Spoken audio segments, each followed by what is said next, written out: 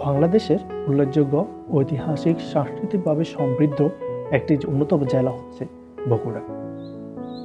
বগুড়াকে উত্তরবঙ্গের প্রবেশদ্বার বলা হয়। এখানকার কৃষি জমি উর্বর ও সবজি উৎপাদনের শীর্ষে।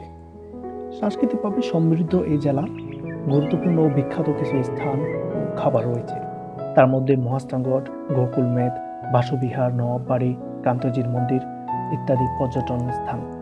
এখানকার পর্যটন সৌন্দর্য দেখার জন্য দেশের বিভিন্ন প্রান্ত থেকে এবং দেশ বিদেশ থেকে হাজার হাজার মানুষ প্রতিদিন ভ্রমণ করে থাকে। এখানকার সৌন্দর্য যে কাউকে বিমোহিত করে। তাছাড়া এখানকার খাবারগুলোর মধ্যে দই মিষ্টি অন্যতম। বগুড়ার বিভিন্ন দোকানে এবং বিভিন্ন স্থানে দই নেওয়ার জন্য প্রতিদিন দেশের বিভিন্ন অঞ্চল থেকে প্রতিদিন মানুষ ভিড় জমায়। এখানকার দই মিষ্টি দেশের প্রত্যন্ত অঞ্চলে পৌঁছে যায়। এখানকার বিশেষত অনেকগুলো দই মিষ্টি আইটেম পাওয়া যায়। তার মধ্যে শাহী স্পেশাল, শাহী দই, যা সকালে শেষ হয়ে যায়। এখানকার দই নেওয়ার জন্য প্রতিদিন মানুষ সিরিয়াল দিয়ে থাকে এবং এখানকার দই মিষ্টি বিকাল 4টার মধ্যেই প্রায় শেষ হয়ে যায়।